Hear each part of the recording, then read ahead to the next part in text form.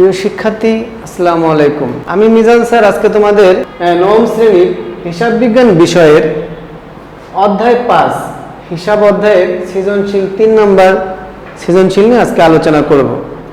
প্রথম সৃজনশীলের কি চাইছে কত একটু দেখো, ব্যয় হিসাবের মোট পরিমাণ নির্ণয় করো। ব্যয় হিসাব বলতে আমরা কি বুঝি এটা আগে একটু আমরা জানবো। প্রথম কাজ হলো আমরা ব্যয়ের দুই ভাবে চিন্তা করতে পারি, একটা মূলধন জাতীয় ব্যয়, একটা মুনাফা জাতীয় ব্যয়। যেই ব্যয়গুলা মুনাফা জাতীয় ব্যয় তাকে আমরা ব্যয় নির্ধারণ করতে পারি, কিন্তু মূলধন জাতীয় ব্যয়কে আমরা ব্যয় রূপান্তর করতে পারি না, তা আমাদের কি সম্পদ। যার কারণে শুধু ব্যয় হিসাব বললে আমরা শুধু মুনাফা জাতীয় ব্যয়ের কথা চিন্তা করব। তাহলে দেখো সৃজনশীল নাম্বার 3-এ মুনাফা জাতীয় ব্যয় কোনগুলো আছে। এখানে বলছে রড ও সিমেন্ট পাইকারি ব্যবসায়ী প্রতিষ্ঠান মেসার্স পদ্মা স্টিলের 2017 সালের মার্চ মাসের কতিপয় লেনদেন নিম্নরূপ। মার্চ 2 তারিখে বলছে 1000 ব্যাগ সিমেন্ট ক্রয় 4 লক্ষ টাকা। তাহলে এখানে প্রতিষ্ঠানটা কিসের? এখানে প্রতিষ্ঠানটা রড সিমেন্টেরই, এই জন্য সিমেন্টটা কি পণ্য, সিমেন্ট কি পণ্য, পণ্য মানে কি ক্রয়, ক্রয় হলে কি ব্যয়। তাহলে লিখো মার্চ 2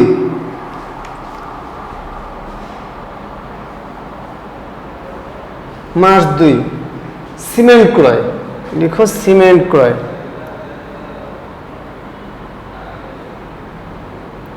সিমেন্ট ক্রয় টাকার পরিমাণ 4 লাখ। আচ্ছা, এরপরে যাও, রড ও সিমেন্ট পরিমাপের জন্য নতুন স্কেল ক্রয় না, স্থায়ী সম্পদ। পূর্বে পাওনা প্রাপ্তি, দরকার নাই দেখা, ব্যাংক উত্তোলন না। রেজা ট্রেডার্সের নিকট 200 ব্যাগ সিমেন্ট বিক্রয় হবে না। 20 তারিখে দেখো 100 টন রড আনার জন্য ট্রাক ভাড়া প্রদান 25,000 টাকা, এটা হবে মার্চের 20। লিখো ট্রাক ভাড়া প্রদানে লিখবো পরিবহন খরচ, লিখো পরিবহন খরচ, টাকার পরিমাণ কত 25,000 টাকা। যোগ করো 4,25,000 টাকা।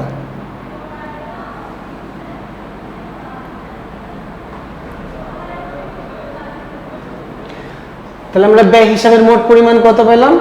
2 তারিখে আছে সিমেন্ট ক্রয় 4 লাখ টাকা, 20 তারিখে আছে পরিবহন খরচ 25,000 টাকা, মোট কত 4,25,000 টাকা।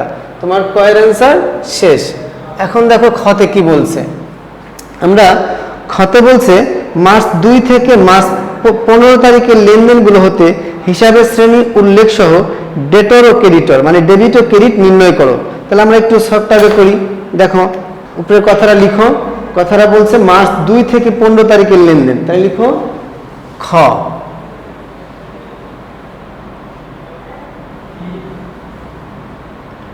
দুই থেকে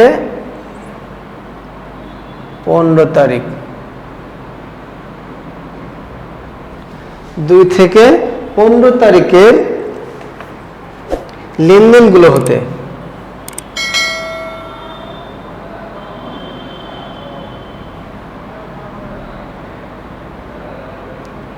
লেনদেনগুলোর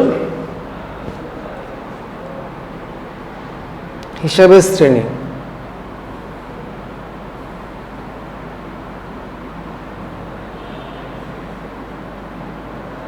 হিসাবের শ্রেণী ও ডেবিট ক্রেডিট নির্ণয় ও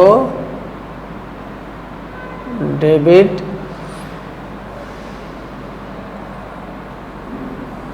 ক্রেডিট নির্ণয়। সব করো সেম আগের মতোই, প্রথমে লিখো তারিখ, এরপর লিখো সংশ্লিষ্ট হিসাব, হিসাবের শ্রেণী, কারণ আর ডেবিট ক্রেডিট। প্রথমে তারিখ, তাহলে এখানে দেখো বলছে মার্চ 2 থেকে 15 তারিখ লেনদেনগুলোর হিসাবের শ্রেণী ও ডেবিট ক্রেডিট নির্ণয়। তাহলে 2 থেকে 15 তারিখের বাইরে আমরা যাব না। আর হিসাবের শ্রেণী বললে শুধু হিসাবের শ্রেণী, আর ডেবিট ক্রেডিট বললে ডেবিট ক্রেডিট, কিন্তু শুধু ডেবিট ক্রেডিট বললে আমরা তার সাথে টাকার পরিমাণ উল্লেখ করতাম। তো এখানে দেখো 2 তারিখে কি বলছে 100 ব্যাগ সিমেন্ট ক্রয় মার্চ 2, তাহলে লিখো মার্চ 2 সিমেন্ট ক্রয়, তার মানে ক্রয় হিসাব, কারণ এখানে সিমেন্ট মানে পণ্য, ক্রয় হিসাব ডেবিট আর কি নগদে ক্রয় করছে, নগদান ক্রেডিট।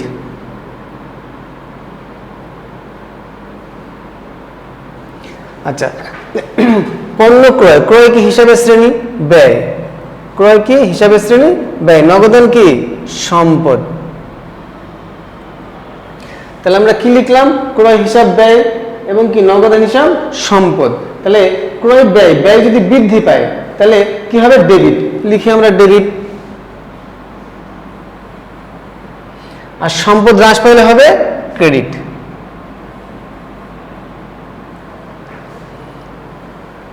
মার্চের 2 শেষ। এরপরে যাও মার্চের 6, বলছে রড ও সিমেন্ট পরিমাপের জন্য নতুন স্কেল ক্রয়। স্কেল বলতে মাপার যন্ত্র। তো মাপার যন্ত্র আমরা কি বলতে পারি? অফিস সরঞ্জাম। তাহলে লিখো মার্চ 6। মার্চ 6। তাহলে অফিস সরঞ্জাম ক্রয় করলে কি? অফিস সরঞ্জাম সম্পদ, তাহলে অফিস সরঞ্জাম ডেবিট। আর কিনছি কি নগদ টাকায়, নগদান হিসাব ক্রেডিট। তাহলে লিখো অফিস সরঞ্জাম ডেবিট।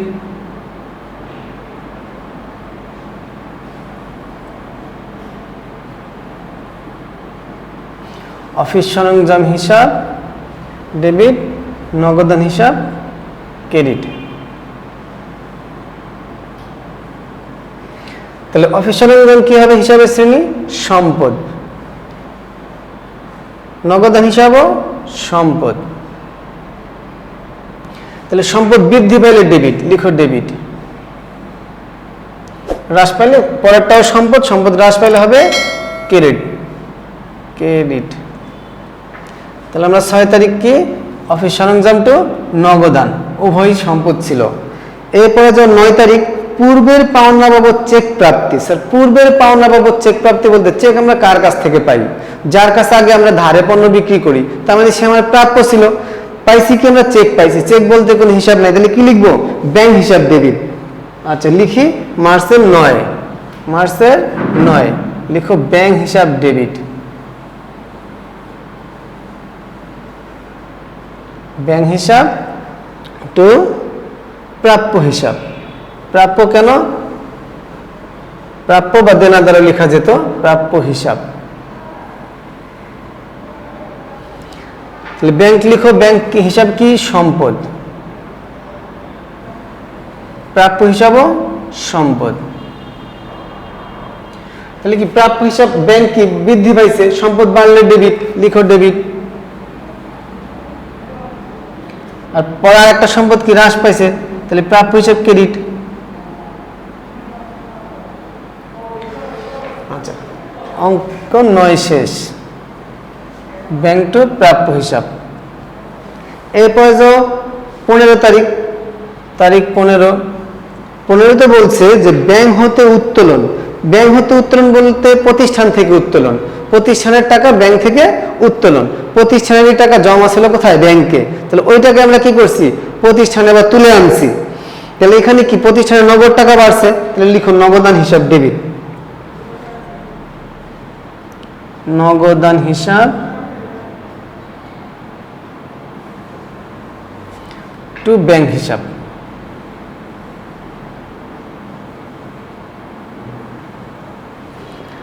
নগদান কি? সম্পদ, লিখো সম্পদ। ব্যাংকও তোমার সম্পদ।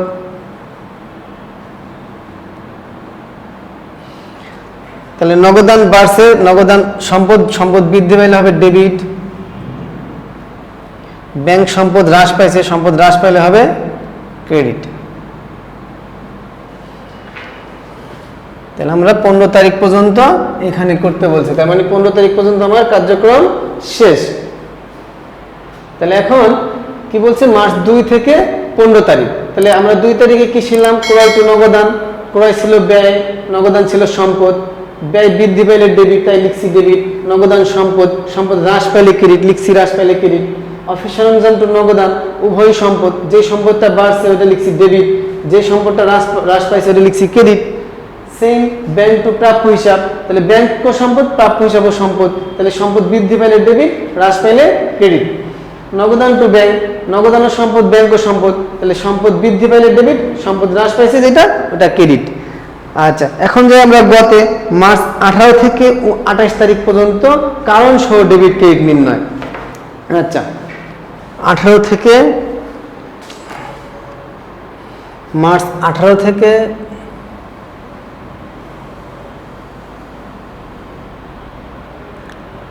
আটাশ তারিখ পর্যন্ত তারিখের লেনদেনগুলোর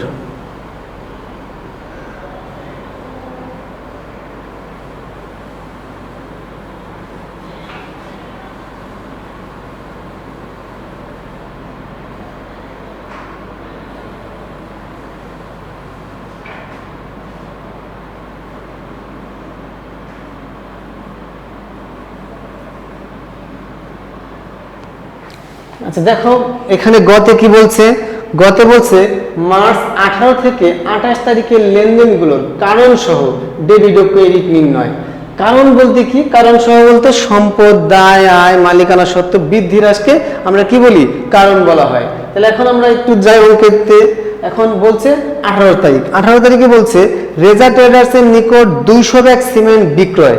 এখানে দেখো রেজা ট্রেডার্স যে বিষয়টা নাম আছে কিন্তু নগদ টাকা উল্লেখ নাই, তার মানে কি অবশ্যই ধারে, ধারে হলে আমরা কি লিখবো, প্রাপ্য হিসাব। তাহলে লিখো মার্চ 18।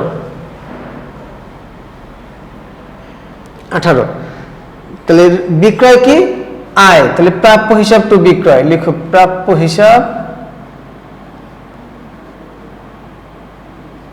প্রাপ্য হিসাব টু বিক্রয় হিসাব।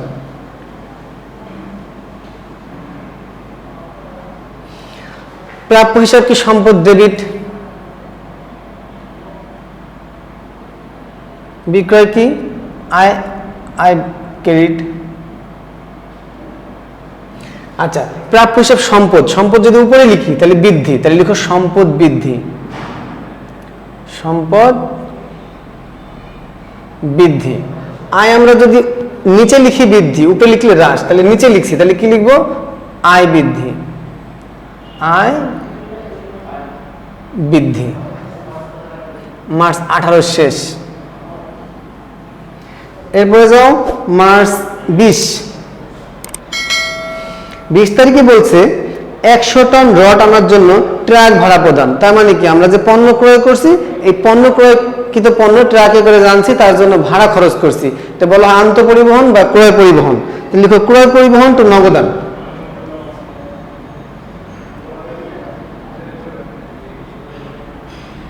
পরিবহন হিসাব টু নগদান হিসাব।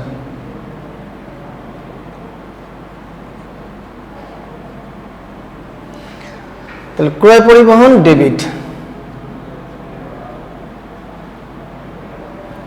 নগদান হিসাব ক্রেডিট। তাহলে যাও ক্রয় পরিবহন কি, ক্রয় পরিবহন ব্যয়, তাহলে লিখো ব্যয়, ব্যয় উপরে লিখলে বৃদ্ধি, ব্যয় বৃদ্ধি। নগদান কি সম্পদ, সম্পদ যদি নিচে লিখি তাহলে হ্রাস, তাহলে লিখো সম্পদ হ্রাস। তাহলে আমরা 20 তারিখ কি শিখলাম, ক্রয় পরিবহন টু নগদান। আচ্ছা 20-এর পরে দেখো, 20-এর পরে 26 বলছে রেজা ট্রেডার্স হতে 10 ব্যাগ সিমেন্ট ফেরত এলো। তার মানে কি বিক্রয় করছি এখন ফেরত আসলো, তার মানে রেজা ট্রেডার্স কি আমার প্রাপ্য হিসাব।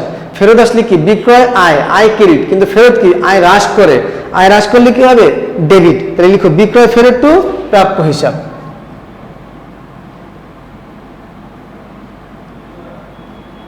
বিক্রয় ফেরত হিসাব টু প্রাপ্য হিসাব।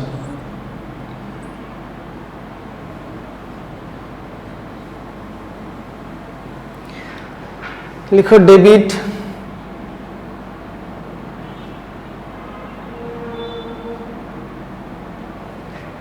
বিক্রয় ফেরত কি আয় হ্রাস,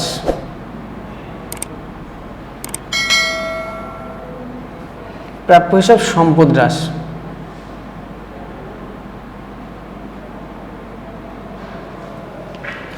তাহলে আমরা 26 তারিখে কি শিখলাম, বিক্রয় ফেরত টু প্রাপ্য হিসাব। লাস্ট এন্ট্রি কি বলছে 28 তারিখ রড ও সিমেন্ট আনা নেওয়ার জন্য একটি মোটর ভ্যান ক্রয়। প্রতিষ্ঠানের জন্য যদি কোনো স্থায়ী সম্পদ ক্রয় করি ওই স্থায়ী সম্পদের নাম হবে, তাহলে মোটর ভ্যান নিয়ে লিখতে পারি, মোটর যানও লিখতে পারি। তবে মোটর ভ্যান আছে, মোটর ভ্যানে লিখো 28 তারিখ। বলছে তাহলে মোটর ভ্যান হিসাব।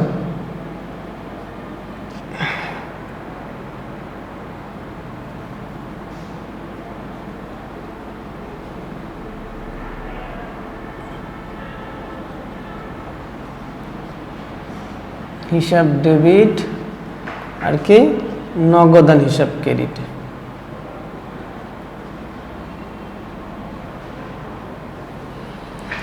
এখন ডেবিট নগদান হিসাব ক্রেডিট। তাহলে মোটর ভ্যানের সম্পদ, নগদানের সম্পদ।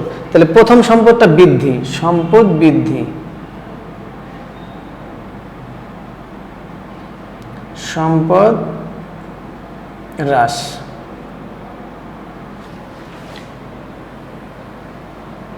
এখান থেকে আমি কি জানলাম একটু পূর্ণ আলোচনা দেখি। সেটা হলো বলছে মার্চ 18 থেকে 28 তারিখের লেনদেনগুলো কারণ সহ ডেবিট ক্রেডিট নির্ণয়। ডেবিট ক্রেডিট নির্ণয় কি অলওয়েজ মনে রাখতে হবে, ডেবিটটা উপরে লিখতে হবে, ক্রেডিটটা পরে লিখতে হবে। আর ডেবিটটা উপরে লিখলে ক্রেডিটটা পরে লিখলে আমার সম্পদ হ্রাস, ওইখানে কারণটা উল্লেখ করতে আরো সহজ হবে। তাহলে প্রথমটা লিখছি কি প্রাপ্য হিসাব, তো বিক্রয় হিসাব, প্রাপ্য সম্পদ লিখছি সম্পদ, সম্পদ ব্যয় উপরে লিখলে কি বৃদ্ধি, নিচে লিখলে হ্রাস। তাহলে প্রাপ্য হিসাব কি লিখছি সম্পদ বৃদ্ধি, বিক্রয় হিসাব লিখছি আয় বৃদ্ধি। ক্রয় পরিবহন টু নগদান, ক্রয় পরিবহন প্রতিষ্ঠানের জন্য ব্যয় লিখছি ব্যয় বৃদ্ধি। আর কি নগদান সম্পদ নিচে লিখছি তাই সম্পদ হ্রাস। বিক্রয় ফেরত টু প্রাপ্য হিসাব, বিক্রয় ফেরত কি প্রতিষ্ঠানের জন্য আয় হ্রাস। কেন? কারণ বিক্রয় আমার জন্য আয়, ফেরত দিছে তাহলে আমার জন্য কি আয় হ্রাস, তাহলে লিখছি আয় হ্রাস ডেবিট। প্রাপ্য হিসাব কি সম্পদ, সম্পদ কি হ্রাস হয়েছে তাই ক্রেডিট।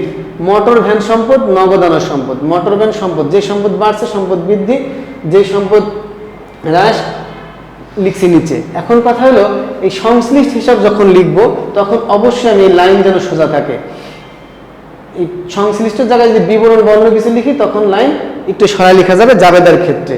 আশা করি তোমরা 3 নম্বর সৃজনশীল বুঝতে পারছো। আল্লাহ হাফেজ।